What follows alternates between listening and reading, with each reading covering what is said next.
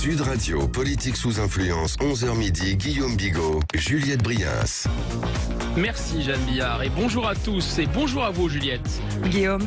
Bienvenue sur Politique sous influence. Cette semaine, les réseaux sociaux ont encore frappé et on était là. Le président Macron serait-il en train de se déclarer candidat sur la pointe des pieds? En loose dé sur la toile? On va aussi vous révéler les résultats en ligne de la troisième mi-temps du match Zemmour contre Mélenchon. Et nous reviendrons sur la polémique déclenchée par l'émission Zone Interdite consacrée à l'islamisation de Roubaix avec l'essayiste Céline Pina. Et nous vous ferons découvrir comment les islamistes convertissent à tour de bras sur TikTok. Cette semaine, Politique sous influence vous emmène aussi en Ukraine avec un spécialiste des questions stratégiques qui nous expliquera par le menu comment Poutine livre une guerre, cyberguerre à l'Ukraine. Enfin, PSI vous dira tout ce qu'il faut savoir sur Cluster 17, l'institut de sondage 3.0 en compagnie de son créateur, le professeur Jean-Yves Dormagène. Ne vous laissez plus influencer politiquement par les réseaux. Écoutez Politique sous influence, c'est parti pour une heure de débuzzage et de décryptage. Alors il paraît, Juliette, que le président se serait enfin décidé à se faire désirer comme candidat et cela se passerait par un mystérieux QR code. Expliquez-nous donc. Encore un. On y prend goût. Dans la nuit de jeudi à vendredi, toutes les rues ont vu des mystérieuses affiches fleurir un peu partout. Je ne sais pas si vous en avez vu. Avec un message en 2 mots, avec vous. Comme imprimé. ça, juste comme ça. Donc imprimé en bleu et rouge sobre, sur un fond comme blanc. Message. Et surtout un QR code renvoyant à un site internet avecvous2022.fr qui compile des témoignages. Sandrine, enseignante, Pierre, restaurateur, Dominique, retraité. Alors ils se sont fait tester tous ces gens-là, c'est ça? je pense qu'ils sont tous vaccinés, D'accord. J'ose l'espérer. Et juste en dessous, un message. Vous ne vous reconnaissez pas dans les déclarations des candidats à l'élection présidentielle, c'est normal, ils ne parlent pas de vous, ils ne parlent que d'eux. Notre démarche est à l'opposé de ça. Alors, cryptique, est-ce le retour d'Akira ? Bah écoutez, c'est pas besoin d'être grand clair, Juliette, pour comprendre que derrière ce site se cache la République en marche. Ouais. C'est donc le début du commencement de la campagne d'Emmanuel Macron, mais vraiment en crabe, enfin de biais quoi. En même temps j'y vais, en même temps je laisse mes partisans me supplier. Voilà, ira pas.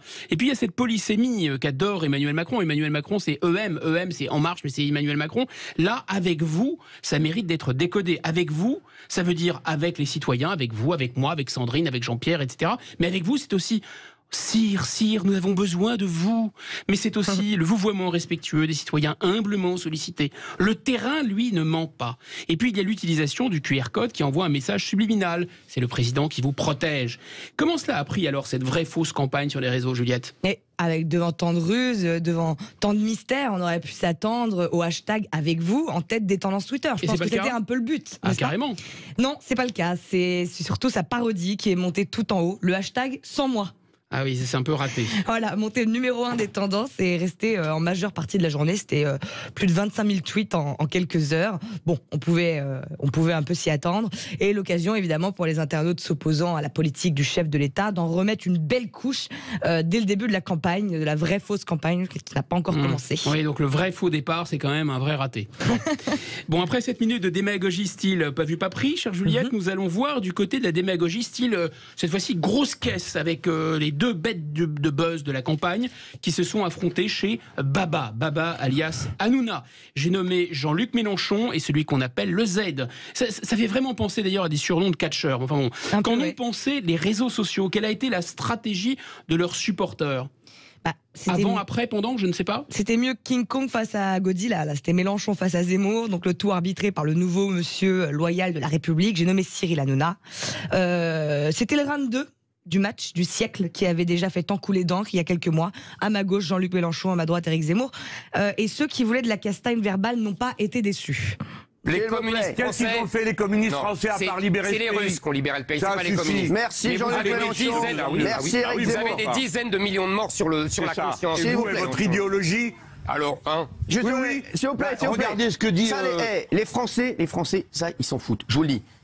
S'il vous plaît, les Français s'en foutent. Il est un peu dépassé. Le ton était déjà donné, mais le pétage de plomb n'était pas loin. Jean-Luc Mélenchon a complètement dérapé en direct. Écoutez. Il reste des visas, il reste des frontières. Et personne n'a dit qu'elle n'existait plus. Pas du tout, il y a plus de frontières. Bon, sur la frontière et les frontières européennes. Allez, d'accord. Juste, il y a quand même... Il y a Schengen, monsieur. La paix, le chien. Eh ben, je parle comme je veux. Vous ne parlez pas comme ça. Alors, vous vous parlez pas arrêtez comme un de chien. Ok, Mélenchon. Alors Écoutez, ça suffit. maintenant. Oui, mais c'est vous, ça suffit de parler des gens comme ça. Dites pas des Si vous gens à n'êtes la pas niche. content, vous pouvez partir. C'est pas vous qui faites le patron. Ça suffit, Mélenchon. Éric Zemmour et Jean-Luc Mélenchon, on reste pour toi. Vous êtes un aboyeur, Mélenchon. C'est ce que vous êtes, en fait. Ça se passe bien. Ah oui, c'était vraiment Monsieur Loyal avec des animaux de cirque. En fait, il les a fait sauter dans des cerceaux enflammés. Non, puis vraiment dérapage. C'est-à-dire qu'en fait, Jean-Luc Mélenchon a traité Éric Zemmour de chien. Bon, mais à la niche, le chien, carrément. Il y avait donc carrément matière ensuite à reposter, à republier, parce que ces équipes du côté de Mélenchon et Zemmour, comment ils fonctionnent? Expliquez-nous. Ils captent en direct les images et les tweets en direct avec des punchlines, mais aussi des mèmes. Vous savez, ils prennent des images du débat, ils les détournent. Donc c'est assez drôle à voir. Ça, c'est les internautes. Et après, il y a les équipes officielles. D'un côté, il y a ben voyons, et de l'autre côté, il y a c'est ça. Mais l'affrontement sur les réseaux était présent entre partisans de l'insoumis, partisans du Z, comme on pouvait s'y attendre. Est-ce qu'on peut dire que l'un des deux champions a plié le match lors de cette troisième mi-temps numérique, en fait? Sur les réseaux, qu'est-ce que ça a donné? Il faut s'arrêter sur le taux d'engagement des publications réalisées. C'est là que c'est assez intéressant. Donc les publications qui sont réalisées par les deux candidats sur les réseaux sociaux, par leur équipe. Donc ils sont plutôt très actifs tous les deux et ils sont plutôt forts. Mais ils ont un résultat assez inégal. À la suite de cette soirée-là, c'est ça? Oui, par exemple. C'est un exemple parmi tant d'autres. Jean-Luc Mélenchon a du mal à passer la barre, par exemple, des 1000 mentions j'aime lors de ses live tweets de l'émission, alors qu'Éric Zemmour dépasse presque systématiquement les milliers de mentions à chaque fois. Ah oui, c'est assez étonnant, parce que Jean-Luc Mélenchon, je crois que c'est 2 500 000 abonnés sur Twitter, et Éric Zemmour, c'est 350 à peine. 350 000. Oui, donc il y a une disproportion incroyable. Tout à fait. Ce qui veut dire que sur Twitter, en tout cas, le candidat du Parti Reconquête a écrasé littéralement son opposant. C'est ça. Et au niveau de l'audimat, c'est marrant, mais c'est aussi la présence d'Éric Zemmour qui a fait décoller les scores. 1,83 million de téléspectateurs en première partie d'émission. Donc lorsqu'il y avait Éric Zemmour. Et après son départ, l'audimat a chuté à 980 000 téléspectateurs. Alors on pourrait dire aussi qu'il y a l'heure avancée dans la soirée, mais c'est quand même une belle chute. Il y a peut-être un autre facteur, c'est que les partisans d'Éric Zemmour se sont additionnés aux aficionados de Jean-Luc Mélenchon, donc ça veut dire qu'il y avait les deux, quoi. Mais ça veut aussi dire que lorsque son champion ne parle plus, on débranche, vous voyez, on coupe la télévision. Donc on est vraiment dans l'ambiance réseaux sociaux, les uns parlent aux uns et les autres parlent aux autres. Paris gagné pour Cyril Hanouna en tout cas. Mais on dit souvent que les réseaux sociaux ne traduisent pas les intentions de vote, mais qu'il y a un décalage. On constate quand même que c'est la présence d'Éric Zemmour qui a retenu l'attention sur les réseaux sociaux et à la télévision. Ce qui est certain en tout cas, c'est que l'émission Face à Baba a procédé elle-même à un sondage après le choc des Titans, et le résultat était sans appel. 73% des téléspectateurs d'Hanouna pensaient qu'Éric Zemmour avait plus de chances de devenir président que Jean-Luc Mélenchon. Donc c'est quand même assez étonnant. Oui, alors après ça, c'est des sondages effectivement qui sont créés par l'émission, qui sont postés sur Twitter, et ça peut refléter la réalité, mais ça peut aussi être tronqué dans le sens où si l'équipe d'Éric Zemmour est plus active sur Twitter, ils peuvent aller voter en masse. Voilà, il ne faut pas rater le rendez-vous du sondage. Oui, donc ça ne donne que la réactivité de chaque équipe. Voilà, exactement. C'est pas un vrai sondage. Petit point marrant, en revanche, sur TikTok, le réseau des jeunes, vous connaissez, de 18 à 25 ans, enfin même de 15 à 25 ans, dirons-nous, Jean-Luc Mélenchon écrase pour l'instant Éric Zemmour en termes d'abonnés. 1,2 million face à 160 000 pour Zemmour. Donc, en tout cas, post-émission, les vidéos, elles ont continué à buzzer, à tourner, à être diffusées partout sur les réseaux sociaux, notamment celle de son face-à-face avec un policier, et franchement pas à son avantage.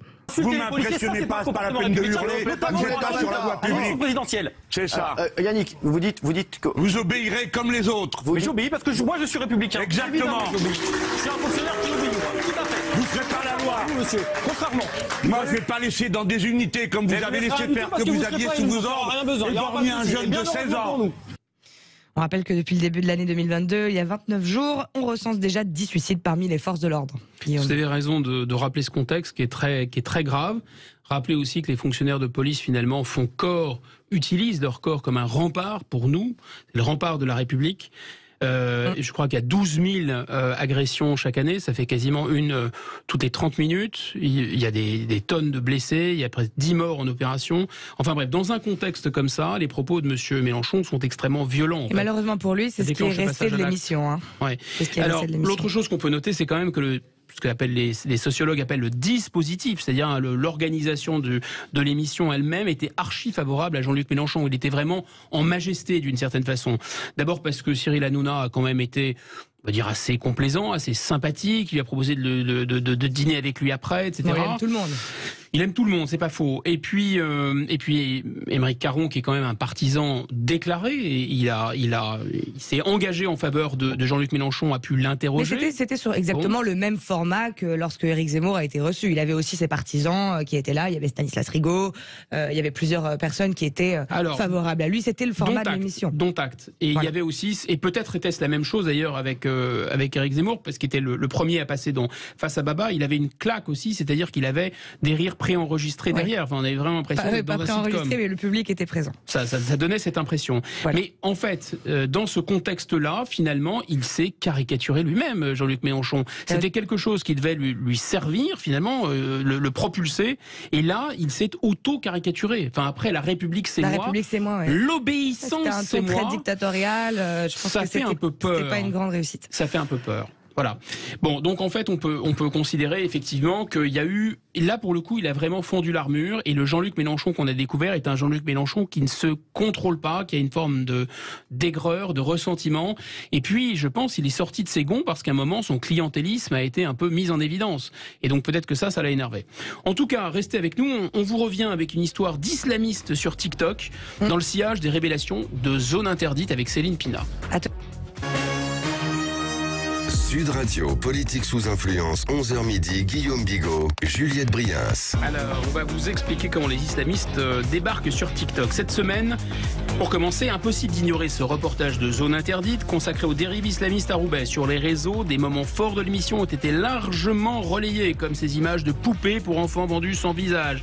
Et puis ces écoles coraniques qui poussent comme des champignons subventionnés par la mairie. Les restaurants dotés de box à rideaux pour que les femmes puissent y dîner dévoilées. Les librairies islamistes vendant des livres faisant l'apologie de la guerre sainte. Bon, bref, c'était un peu Kaboul chez les ch'tis, quoi. Pour en parler, on a le plaisir de recevoir Céline Pina, essayiste, chroniqueuse chez Front Populaire, ancienne du Printemps Républicain et qui n'a jamais cessé de lutter pied à pied contre l'islamisation et la communautarisation de la République. Et ce, au nom de valeurs universelles qui, a priori, étaient celles de la gauche. Soyez la bienvenue dans Politique sous influence, Céline Pina. Bonjour Guillaume.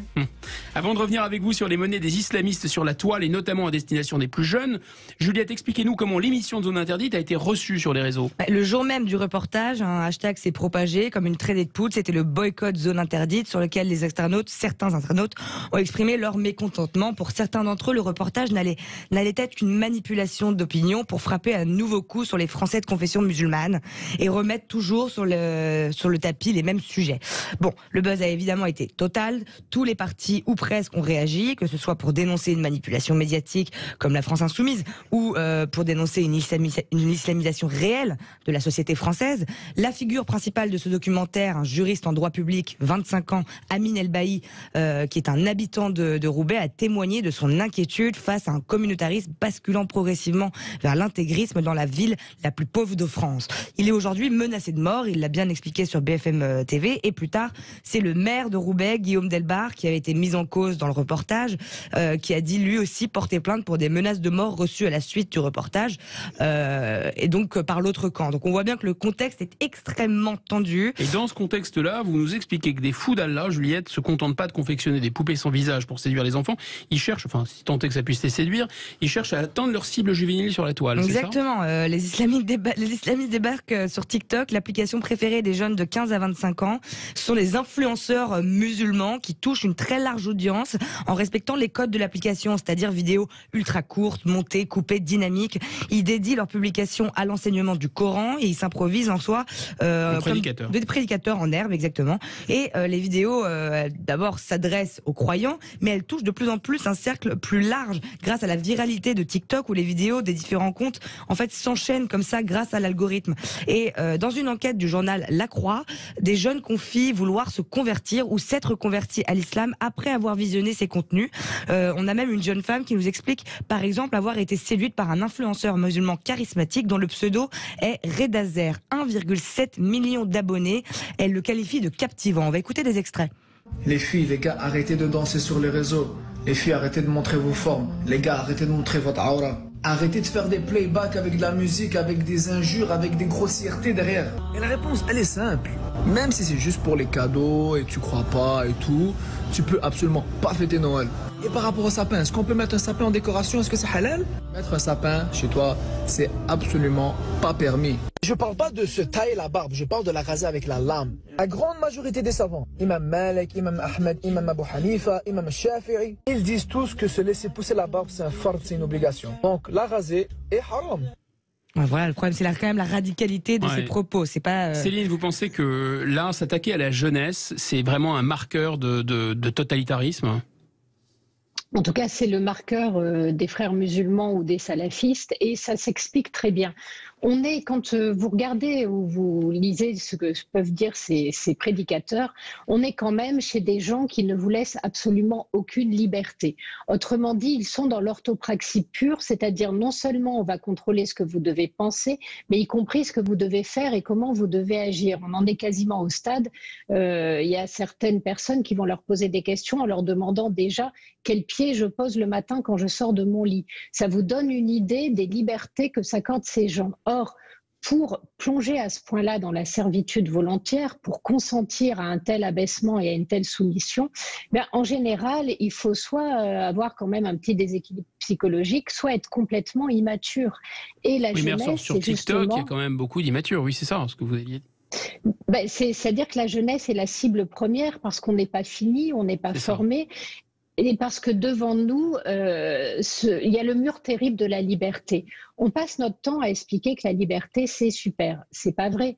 Une fois qu'on est adulte, on sait que la liberté, c'est l'absence d'arbitraire, mais c'est aussi surtout le choix de la responsabilité.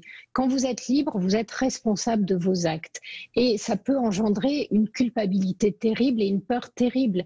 Cette jeunesse qui va vers l'âge adulte, elle va aussi vers l'inconnu. Cet inconnu va lui demander quelque part de se prendre en charge et d'assumer un certain nombre de responsabilités. Donc c'est angoissant.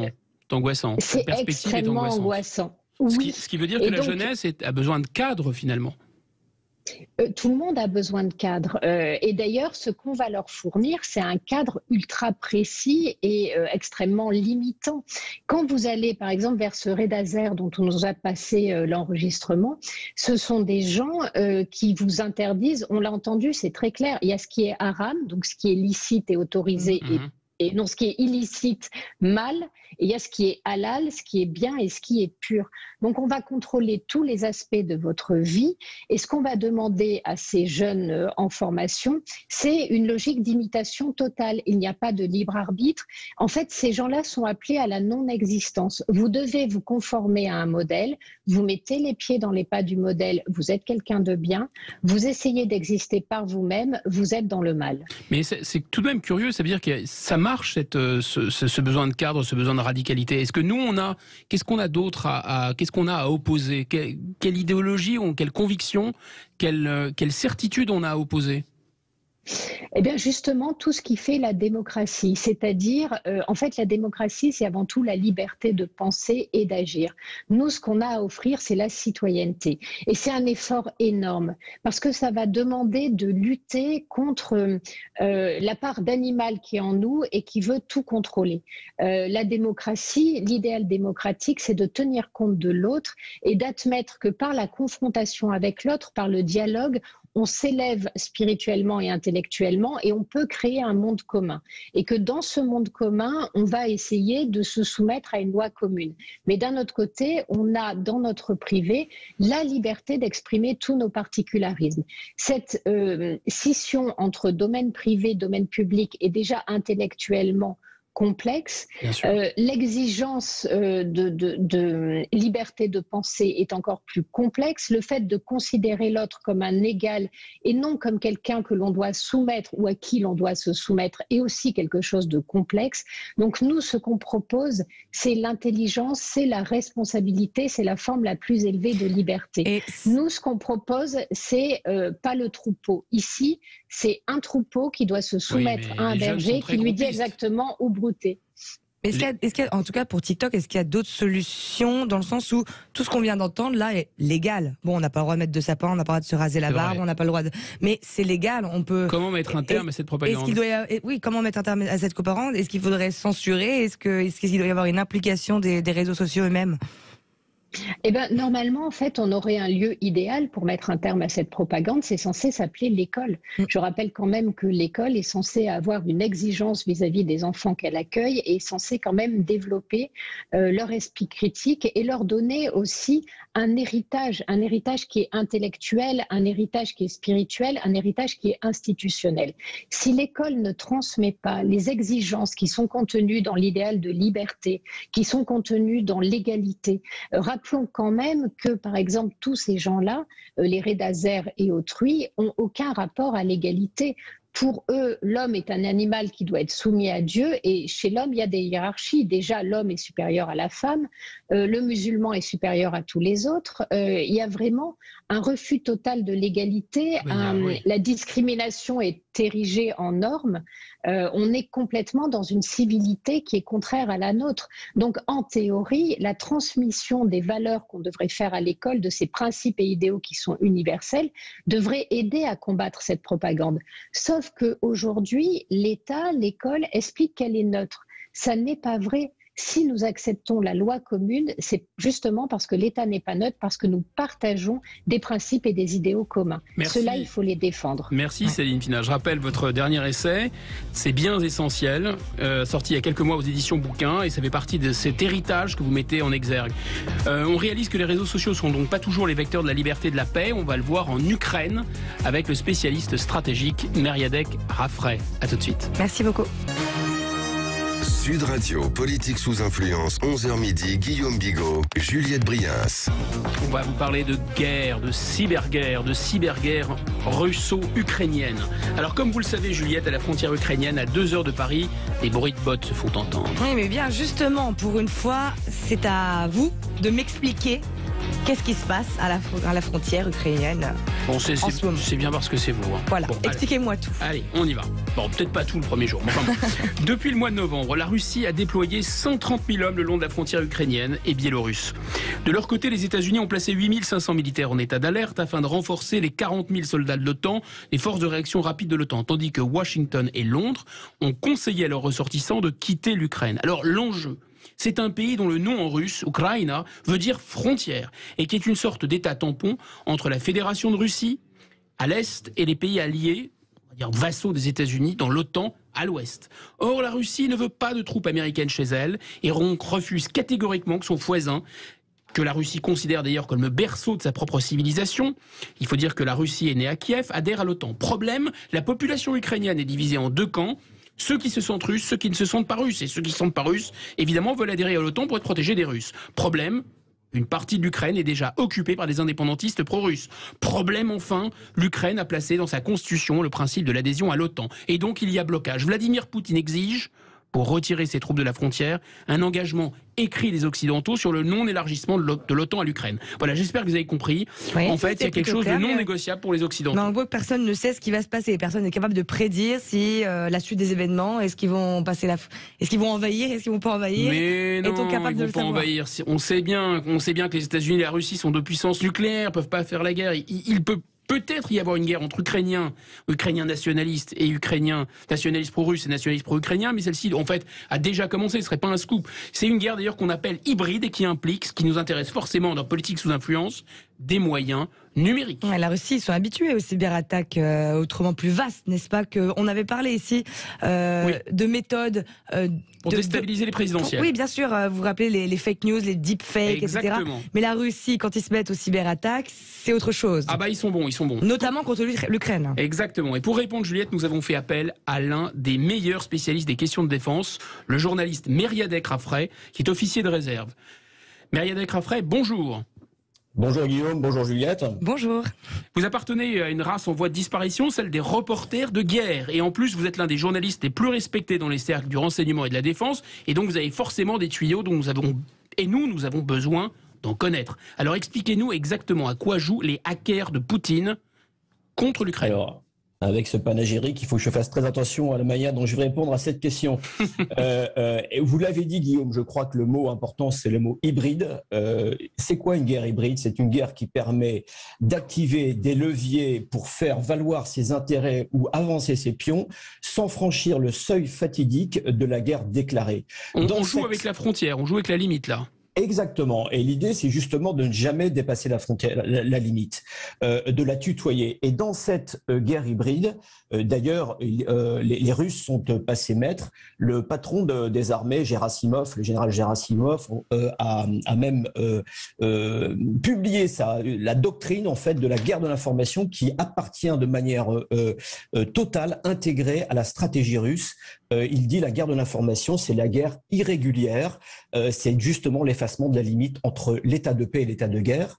Deux outils sont très importants pour cette guerre hybride. Premièrement, c'est la guerre de l'information via les réseaux sociaux, via les messages, via les médias. Et vous l'avez dit également, c'est la cyberguerre, c'est-à-dire cette capacité à neutraliser ou en tout cas à endommager un ennemi ou un adversaire via les réseaux numériques qui sont aujourd'hui prépondérants. Et là, c'est ce qu'on voit en fait. En ce moment, la Russie est en train d'attaquer numériquement l'Ukraine. Alors, je voudrais commencer d'abord, si vous le permettez, par la guerre de l'information. C'est un cas particulier spécifique, l'Ukraine, tout simplement. Pourquoi? Vous l'avez rappelé, 17% des Ukrainiens sont russes ou d'origine russe. Ils sont donc en capacité de se brancher directement sur les médias russes. Ils n'ont pas besoin, entre guillemets, d'écouter des réseaux sociaux sous influence russe. On sait que le sud-ouest ukrainien, pour faire simple, écoute de manière importante Russia 24, qui est une chaîne de télévision russe sur les questions internationales, ou par exemple se branche sur le réseau social V-Contact, qui est un réseau russe. Vous êtes en train de nous dire que les Russes n'ont pas besoin de lancer de l'information sur les réseaux pour toucher leur cible en Ukraine. Exactement, exactement. À l'inverse, le nord-ouest du pays, lui, regarde davantage les chaînes d'information qui sont autorisées par le pouvoir. Il y en a aujourd'hui 3 principales. Et alors, il y a une chose que je voudrais vous raconter qui est assez intéressante, c'est cette semaine, le ministre de la Défense et le patron du Conseil de la sécurité nationale ukrainien ont dit à la télévision ukrainienne, non, messieurs les Ukrainiens, mesdames et messieurs les Ukrainiens, il n'y a pas de risque d'invasion de la Russie. Des déclarations qui détonnent un peu dans cette montée aux extrêmes. La raison est la suivante, Guillaume, c'est intéressant, on est en plein dans la guerre de l'information. En fait, la propagande de Kiev s'est retournée contre lui à force de crier au loup et de dire que Vladimir Poutine voulait envahir l'Ukraine. La population a pris peur, elle a commencé à retirer de manière très importante des fonds dans les redistributeurs des banques, et il y avait un risque de banqueroute, de faillite dans cet État qui est déjà en faillite.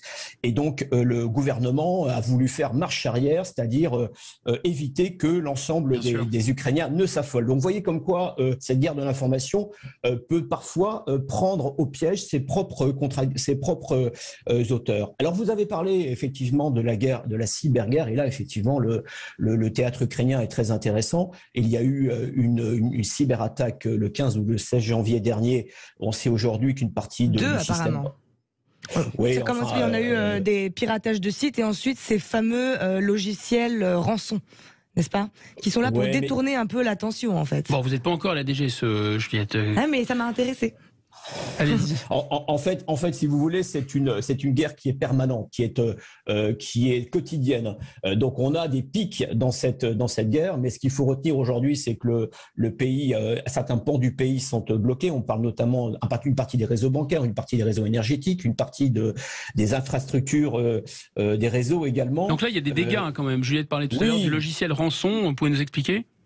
Alors c'est en fait aujourd'hui c'est pas ce type de logiciel. Alors qu'est-ce que c'est qu'un logiciel rançon? C'est que un hacker injecte dans un réseau numérique un virus informatique qui va bloquer ce système et il va demander en échange du déblocage une rançon. Or là, ce qu'on voit, c'est un autre type d'attaque, c'est ce qu'on appelle les attaques par prépositionnement, c'est-à-dire qu'en fait, on injecte un virus dormant et à un moment donné qui nous intéresse dans l'avancée de la crise, on l'active. on l'active. Et en général, là, pour le coup, il n'y a pas de demande de rançon, puisque l'idée, c'est de neutraliser ou détruire une infrastructure ou un réseau. Et donc là, on est plutôt dans cette optique-là. Mais je voudrais revenir sur ce qui s'est passé. Ce qui est très intéressant, c'est qu'en 2016-2017, où il y a déjà eu une montée aux extrêmes de la crise, il y a un virus qui a été injecté, on le sait aujourd'hui, 3 ans après, de manière certaine, qui s'appelle NotPetya. Beaucoup d'entreprises françaises le connaissent. Par exemple, Saint-Gobain le connaît. Saint-Gobain a été paralysé. Ça a coûté plusieurs centaines de millions d'euros à Saint-Gobain. Ce virus, aujourd'hui, on le sait, a été injecté via une entreprise ukrainienne qui était considérée comme stratégique, c'est-à-dire dont le blocage aurait des effets systémiques sur le pays. Et en fait, on sait aujourd'hui que ce virus qui avait été injecté par une entreprise avait en fait pour cible l'État ukrainien. En fait, ce qu'on constate, c'est que c'est ce qu'on appelle des effets de bord. Dans la cyberguerre, quand on modifie un réseau informatique numérique, même quand on n'a pas d'intention hostile, on ne contrôle pas la manière dont le virus va modifier les systèmes. Et avec NotPetya, ce virus s'est retrouvé pratiquement dans l'ensemble des économies du monde entier. Et donc c'est un véritable... C'est un peu comme la guerre bactériologique. C'est-à-dire vous utilisez un virus pour détruire l'adversaire, mais ça peut se retourner contre vous.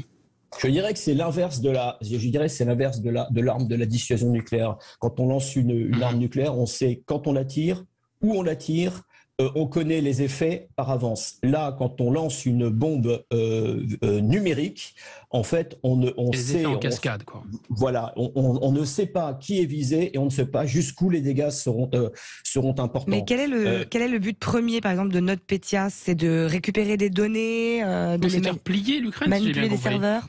Voilà, non, c'est de pouvoir bloquer quand on souhaite, c'est de bloquer en fait, paralyser soit un pan d'une activité qui nous intéresse, par exemple les réseaux SNCF, ou alors de bloquer la totalité des infrastructures. En 2008, quand la Russie a eu un différend avec la Géorgie, les Russes ont envoyé 2 cyberattaques, l'une qui visait les systèmes des institutions et l'autre qui visait les systèmes de commandement de l'armée géorgienne.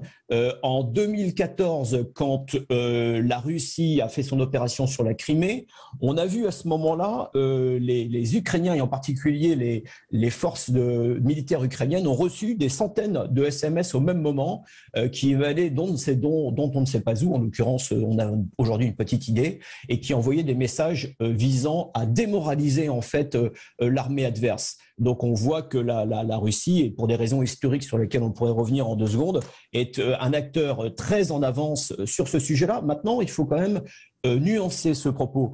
En Russie, il y a 2 types d'acteurs très experts en matière de cyberguerre. Il y a l'État russe et il y a aussi tout un écosystème de mafias, de hackers, de véritables pirates qui s'allient les uns aux autres, plus ou moins, et voire même peut-être moins contrôlés que plus par l'État russe. Mais indépendants, pratiquement. Indépendant, exactement. On a vu d'ailleurs que la Russie a neutralisé, sur demande des États-Unis il y a quelques semaines, un réseau de hackers qui étaient des hackers qui travaillaient pour leur propre compte. Merci Myriad Crafray. C'est toujours un plaisir de recevoir des marsouins à cette antenne. Donc vive la colo et vive les troupes de marine. On va s'éloigner du théâtre des opérations et revenir en France sans quitter le cyberespace et s'intéresser à Cluster 17. Vous connaissez Cluster 17, Myriad? Non, je connais pas bien. Alors, restez avec nous et vous allez tout savoir sur Cluster 17.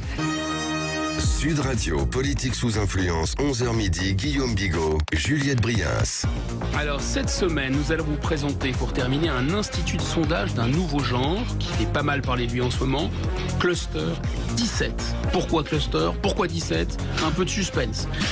Une dizaine de collaborateurs, universitaires, statisticiens, professionnels du secteur des études et de la communication, présidés par Jean-Yves Dormagin. Je n'écorche pas votre patronyme. Non, c'est Dormagin, mais c'est pas Dormagin. Si, je l'écorchais alors. Dormagin. Un tout petit peu. Vous êtes professeur de sciences politiques, spécialiste de la sociologie électorale et de l'abstention, et vous avez bien voulu répondre à notre invitation. Soyez le bienvenu, monsieur le professeur.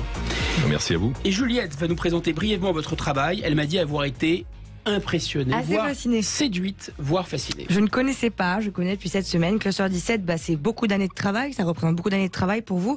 Donc c'est un nouvel outil de sondage avec une approche nouvelle qui consiste en fait à segmenter la population française en 16 groupes homogènes. Et 16, c'est ça... pas 17 16, non. 16 groupes. et après vous avez appelé ça cluster 17. Oui. Vous êtes peut-être le 17e cluster. Exactement. Voilà. Et donc le but c'est de comprendre comment se structure la demande politique et tenter d'analyser par exemple les intentions de vote avec plus de précision. Et cluster en anglais, ça veut dire quoi? Ça veut dire des petits noyaux? C'est des groupes. Oui, c'est groupe. En fait, on a employé le terme cluster parce que donc ça fait effectivement, on a travaillé 3 ans en amont dans le cadre de recherche académique sur ce sujet, et la méthode statistique s'appelle le data clustering, clustering des données. Donc les chercheurs disent cluster, et on avait pris l'habitude de les appeler comme ça, les clusters. Donc on a conservé ce nom-là. Le premier travail, j'imagine, ça a été de trouver les différents clusters, de les nommer et d'arriver à faire rentrer les gens dans les petites cases. C'est ce travail qui a pris tant de temps? Oui, en fait, même en amont, la première question qu'on s'est posée, c'est quel est le bon découpage de l'électorat? Qu'est-ce qui, aujourd'hui, fonctionne pour comprendre pourquoi les gens votent pour tel candidat, pourquoi ils excluent de voter pour tel autre candidat? J'imagine que vos auditeurs savent très bien qu'il y a des candidats pour lesquels ils ne peuvent pas voter, et qu'ils savent très bien qu'il y a des candidats pour lesquels ils peuvent voter, entre lesquels ils hésitent, etc. Et c'est la grande question de la sociologie électorale, c'est la grande question que se posent les équipes de campagne, que se posent les journalistes politiques, que se posent les sondeurs. Et moi, j'avais constaté, dans le cadre de mes recherches, j'avais aussi fait du consulting sur des campagnes électorales, et j'avais constaté que finalement, on ne sait pas très bien découper l'électorat. Souvent, on fonctionne avec des intuitions, on pense que tel groupe... Les catégories socio-professionnelles, l'âge, le sexe, la géographie. Oui, et tout ça fonctionne très mal. Ben oui. Si vous regardez, le vote des cadres est en réalité très partagé, le vote des employés est très partagé aussi, oui, c'est très les réducteur. classes d'âge ça marche pas, etc. Et comment vous vous y êtes pris pour segmenter cette population? Vous avez fait appel à des gens, vous avez rencontré des dizaines de milliers de gens pour leur parler de leurs nuances politiques? En fait, on a cherché donc quel était le bon regroupement, quelle était la bonne manière de réunir les électeurs pour comprendre leur vote, et on est parti d'un certain nombre de principes qui sont finalement assez simples. On est parti du principe que ce qui était le plus déterminant pour les préférences politiques, pour les orientations électorales, c'était la position des individus sur les sujets les plus clivants et sur les enjeux les plus clivants. Donc, par exemple, sur les questions migratoires, sur les questions d'identité, sur les questions d'écologie, sur les questions de pouvoir d'achat, enfin de redistribution plutôt, etc. C'est parti du principe que les gens ne savent pas nécessairement pourquoi ils sont, mais ils savent davantage pourquoi ce qu'ils ne veulent pas et pourquoi ils ne sont pas. Oui, sur le fait que les individus ont en général des positions tranchées, importantes pour eux, sur des sujets... d'adhésion aussi, pas seulement de rejet, ça peut être d'adhésion. Oui, d'adhésion, bien sûr, d'adhésion sur des sujets qui sont pour eux des sujets importants, les grands enjeux clivants. Et d'ailleurs, et sur ces sujets-là, c'est l'autre point important, les opinions des individus évoluent très peu et extrêmement lentement. Bon, si vous rencontrez aujourd'hui un électeur qui va être ouvert à la diversité culturelle, qui va être très écologiste, qui va être très favorable à la redistribution, vous voyez un peu le profil de l'électeur que je suis en train de dessiner, plutôt anti-système, il aura toujours ces opinions-là à la fin de la campagne. Il les avait déjà il y a 6 mois. Les électeurs sont des imbéciles, parce qu'il n'y a que les imbéciles qui ne changent pas d'avis. Donc vous vous dites, non, finalement, les gens au fond ne changent pas d'avis. Vous appelez ça être un imbécile. Non. Moi, j'appelle ça avoir des convictions. Moi, j'appelle ça avoir des convictions. Des valeurs. Oui, des valeurs, et des valeurs qui sont durables, qui parfois durent toute une vie. Bien sûr. On est rarement surpris par les opinions de nos proches. Quand on participe à un repas de famille, les prises de position des uns et des autres ne nous surprennent guère en général. On pourrait même les anticiper, elles sont très stables. Et donc on est parti de l'idée que ces opinions sur des sujets tranchants, clivants, saillants, étaient le facteur le plus décisif, le plus déterminant des préférences politiques, des goûts politiques, des sensibilités politiques, et donc aussi, évidemment, logiquement, des orientations électorales. Donc dans un deuxième temps, on s'est demandé comment les repérer. Comment savoir, en gros, comment repérer les systèmes d'opinion, parce que tout ça fait système. On a un ensemble d'opinions qui font système. On est libéral en économie, conservateur sur les questions de société, plutôt favorable à la modération et à la compétence. Tout ça fait un système, tout ça crée un système d'opinion. Donc on s'est posé la question, comment repérer ces systèmes d'opinion ? Et vous avez fait des combinatoires, en fait, entre ces différentes... On a testé des méthodes, on a testé des approches, etc. Et on est arrivé à la conviction que la meilleure manière de repérer ces systèmes d'opinion, c'est le test qu'on a mis en ligne sur notre site. Voilà, le test, le fameux. Donc ça, je recommande à toutes les personnes qui nous écoutent d'aller sur le site de Cluster 17 pour vous aussi faire le test pour découvrir à quel cluster vous appartenez. Vous pouvez nous dire sur les réseaux sociaux si vous considérez que vous avez été bien placé. Ce qui est impressionnant avec ce test, c'est qu'il n'y a que 33 questions. Alors comment en 30 questions. Comment en 30 questions on arrive à un résultat aussi précis de nous mettre dans un cluster parmi ces autres. Pour prolonger la question de ma collègue, ça veut dire que si on avait 40 questions ou 50 questions, est-ce qu'on aurait plus de clusters ? Non.